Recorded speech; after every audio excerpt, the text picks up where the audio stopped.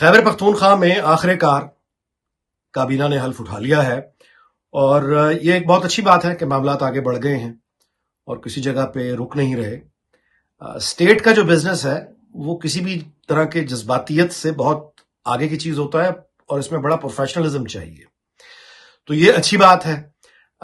ناقدین ظاہر ہے یہ ضرور کہیں گے کہ یہ دیکھ کر ان کو حیرت ہوئی کہ کیبنٹ میں کوئی خاتون وزیر دیکھنے میں نہیں آئی، لیکن جیسا کہ وہ خود بھی کہہ رہے ہیں کہ خبریں ہیں کہ شاید آگے مزید ایکسپینشن ہو، لیکن مختصر کابینہ، سمارٹ کابینہ اور سمارٹ کابینہ کے ساتھ ڈیلیور کرنا لوگوں کے لیے، یہ بیسکلی کسی بھی سیاسی جماعت کا اور اس کی حکومت کا کام ہوتا ہے۔ جتنی جلدی یہ وزیر اعلیٰ کے پی سمجھ جائیں گے اس بات کو، ان کے لیے بھی اچھا ہے، ان کی جماعت کے لیے بھی اچھا ہے کہ جس طرح سے اب وہ معاملات آگے بڑھے ہیں، کابینہ نے حلف اٹھایا ہے، اسی طرح سے اب وہ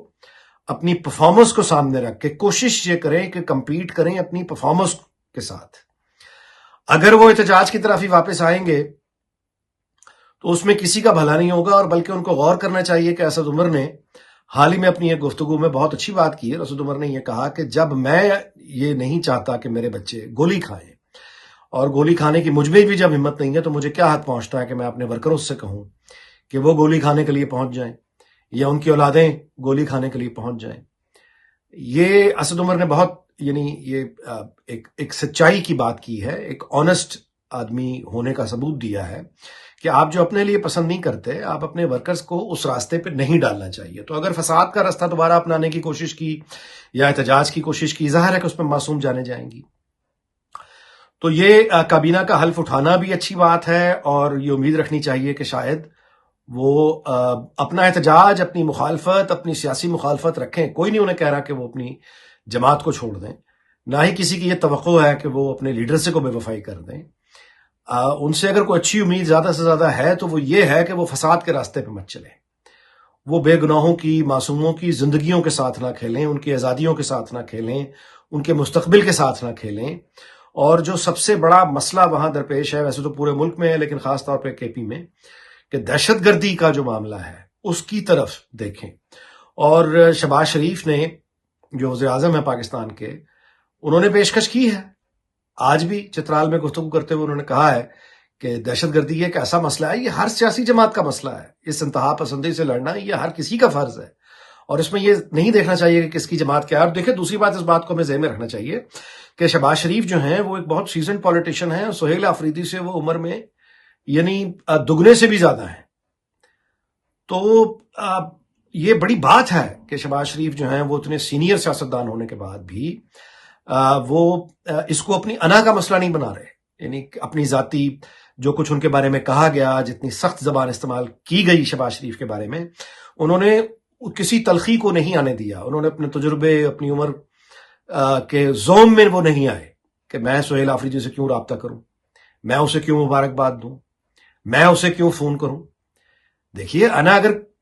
مطلب ہے آفریدی صاحب کی ہو سکتی ہے تو پھر شہباز شریف کی بھی ہو سکتی ہے، کسی کی بھی ہو سکتی ہے۔ اتنی بنیادی انا تو پھر سب میں ہوتی ہے نا۔ وزیر اعظم بھی اگر چاہتے ہیں کہ میں ضد بنا کے بیٹھ جاتے ہیں کہ میں کال نہیں کر رہا، تو پھر کون ہے جو زبردستی یہ کام کروا سکتا ہے؟ یا یہ کہ وہ مبارکباد دینے کے لیے، یا وہ تعاون کی جو آج بھی انہوں نے پیشکش کی ہے، تو ظاہر ہے کہ وہ ذاتی حوالے سے بطور شہباز شریف بات نہیں کر رہے، وہ بطور وزیر اعظم پاکستان بات کر رہے ہیں۔ ذاتی اور سیاسی اور پارٹی کے اختلافات کو پس پشت رکھ کے وہ قومی مفاد کی بات کر رہے ہیں، جو ان کی ذمہ داری ہے، یہ ان کی ڈیوٹی ہے، وہ اپنا فرض نبھا رہے ہیں، اور وہ اپنا فرض نبھاتے ہوئے کے پی کے وزیر اعلیٰ کو کہہ رہے ہیں، پیشکش کر رہے ہیں، تعاون کی پیشکش کر رہے ہیں کہ جو کام ڈویبل ہے، جو ہم کر سکتے ہیں، وہ کیا ہے؟ وہ ہے کہ ہم ایک دوسرے سے تعاون کریں، اور وہ دہشت گردی جو آپ کی بھی دشمن ہے، وہ ہماری بھی دشمن ہے، وہ ہر پاکستانی کی دشمن ہے، اس دہشت گردی، اس انتہا پسندی سے لڑنے کے لیے آئیے ایک دوسرے کے ساتھ اچھا ٹیم ورک بنائیں، تعاون کریں، کوآپریٹ کریں، وسائل ایک کریں، انٹیلیجنس ایک کریں، گورننس بہتر بنائیں، اور دہشت گردی کا مقابلہ کریں۔ تو یہ بہت بڑا دل کر کے وزیر اعظم نے، شہباز شریف نے وزیر اعلیٰ کے پی کو یہ پیشکش کی ہے، اور امید رکھنی چاہیے کہ وہ اس کا بہتر جواب دیں۔ ورنہ تو پھر دیکھیے، ماضی سامنے ہے، وہ الیکشن سے پہلے کی تقریباً 22 مہینے کی حکومت ہو، یہی شہباز شریف وزیر اعظم تھے، اسی طرح بظاہر ایک ڈھیلی ڈھالی سی حکومت دکھائی دیتی تھی، لیکن اور بانی پی ٹی آئی خود باہر تھے، اور بانی پی ٹی آئی خود اپنی پارٹی کو لیڈ کر رہے تھے اور بار بار اسلام آباد پہ حملہ آور ہونے کی باتیں کر رہے تھے اور ہوئے بھی. تو کیا ہوا پھر؟ کیا کوئی تبدیلی آ گئی؟ یعنی اپنے آپ سے پوچھنا چاہیے نا کہ احتجاج کی سیاست کر کے ماں سوائے یہ کہ اپنے لوگوں کو جیلوں میں ڈلوا دیا، ماں سوائے یہ کہ لاٹھی چارج ہوا، مطلب گولی چلی، اس کے علاوہ کیا ملا؟ مطلب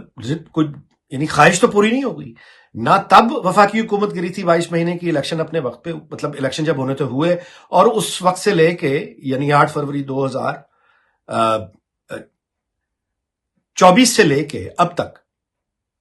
سسٹم تو چل رہا ہے. سو آفریدی صاحب سے بس یہی امید کرنی چاہیے کہ وہ اب اگر دہشت گردی کی طرف توجہ کریں تو وہ زیادہ ان کے لیے بہتر ہے، اور یہ کسی ایک مقام پہ تو اکٹھے ہوں. سیاست میں اکٹھے نہیں ہو سکتے، نظریات میں اکٹھے نہیں ہو سکتے، یہاں تو اکٹھے ہوں کہ دہشت گردی ہم سب کا مسئلہ ہے. پاکستان کے دفتر خارجہ کے ترجمان نے آج بتایا ہے کہ افغان طالبان کی حکومت اس حقیقت کو تسلیم کرتی ہے کہ ان کی سرزمین پر دہشت گرد گروہ موجود ہیں. البتہ ان کے خلاف کارروائی نہ کرنے کی مختلف ریزنز وہ بتاتے ہیں، بہانے بتاتے ہیں، جواز دیتے ہیں. تو جب افغان طالبان یہ تسلیم کرتے ہیں کہ دہشت گرد گروپس کے ان کے سرزمین پر یعنی وہ موجود ہیں، اب اس کے بعد تو پھر یہی اختلاف ہے نا کہ وہ کارروائی کیوں نہیں کر رہے. تو یہاں تک یہ پاکستان کی کامیابی ہے. اب مذاکرات کا جو اگلا دور ہے 6 نومبر کو، اب دیکھتے ہیں یہ مذاکرات کہاں جاتے ہیں. لیکن سیز فائر، جیسا کہ ترجمان وزارت خارجہ کے ترجمان نے بتایا کہ سیز فائر کا جو فیصلہ ہے وہ ابھی تک ہے، لیکن ظاہر ہے کہ تجارت اس وقت تک نہیں ہو سکتی جب تک یہ بنیادی مسائل حل نہیں ہوتے. جہاں تک تو موجودہ آپ کہیں ٹیم ورک کا تعلق ہے، وہ شہباز شریف ہوں، اسحاق ڈار ہوں یا سیکورٹی اسٹیبلشمنٹ ہو، افغانستان کے معاملے میں کیا بلکہ کہیں بھی کسی بھی طرح کا فارن پالیسی کے حوالے سے کوئی اختلاف نکل کے سامنے نہیں آیا، اور نہ ہی ایسا لگ رہا ہے کہ افغانستان کے معاملے میں یا کسی اور فارن پالیسی کے معاملے میں سول اسٹیبلشمنٹ اور سیکورٹی اسٹیبلشمنٹ کے درمیان کوئی اختلاف ہے، کوئی ایسا سامنے نظر نہیں آ رہا. بہت اچھا مثالی ٹیم ورک ہے، اور اس کا نتیجہ ہم دیکھ رہے ہیں پوری دنیا میں. پاکستان کو ایک سینٹر سٹیج ملا ہوا ہے. امریکی صدر جو ہیں وہ تو اب ان کا تکیہ کلام بن چکا ہے کہ وہ پاکستان کی تعریف ضرور کرتے ہیں، وہ پوری دنیا کو یاد دلاتے ہیں کہ فیلڈ مارشل جو ہیں وہ کتنے بہادر ہیں، وہ پوری دنیا کو بتاتے ہیں کہ گریٹ لیڈرز ہیں وزیر اعظم شہباز شریف یا فیلڈ مارشل. تو ساتھ میں ظاہر ہے کہ وہ پاکستان کی فتح کا بھی ذکر کرتے ہیں. تو یہ پاکستان کی ظاہر ہے کہ ایک سفارتی کامیابی ہے، جنگی میدان میں کامیابی ہے، جس کے ثبوت ہمیں ملتے ہیں. ورنہ امریکی صدر ڈونلڈ ٹرمپ جس مزاج کے آدمی ہیں، وہ مفت میں کسی کی تعریف کرنے والا بندہ ہی نہیں ہے. یعنی وہ تو اپنے دوستوں تک پر تنقید سے باز نہیں آتا، ساتھیوں تک کو وہ یعنی شرمندہ کرنے میں پیچھے نہیں رہتا. تو اس طرح کا آدمی اگر تعریف کرتا ہے، بار بار کرتا ہے، تو بلا وجہ نہیں کرتا، ظاہر ہے اس کے پیچھے بڑی ٹھوس ریزنز ہیں. تو وہ معاملہ جو ہے ہمیں نظر آتا ہے کہ خارجہ پالیسی میں جو نظام ہے وہ ایک ہی پیج پر ہے. افغانستان کے حوالے سے پھر کیسے مختلف ہو سکتا ہے؟ تو ہمیں ظاہر ہے کہ مذاکرات سے پاکستان ثبوت دے رہا ہے مذاکرات کر کے کہ وہ اگریسر نہیں ہے. مذاکرات کو وقت دینا یہ صبر آزما کام ہے. یہ پہلے بھی بڑی دفعہ طالبان سے مذاکرات ہو چکے ہیں، پہلی دفعہ نہیں ہے. لہٰذا وہ تمام لوگ جن کو ان مذاکرات کی کامیابی پر شک ہے، شبہ ہے، وہ اپنے بڑے مضبوط دلائل اور ٹھوس دلائل رکھتے ہیں. اس کی ٹھوس وجوہ موجود ہیں کہ مذاکرات کی کامیابی کیوں مشکل ہے. مگر جس طرح کہ اس میں ظاہر ہے کہ باقی ممالک بھی اب آ گئے ہیں، وہ بھی اس میں فریق ہیں،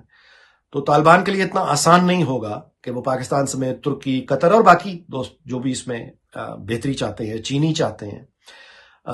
بڑا مشکل ہوگا ان کے لیے کہ وہ صرف بھارت کو خوش کرنے کے لیے باقی تمام دنیا کو ناراض کر دیں.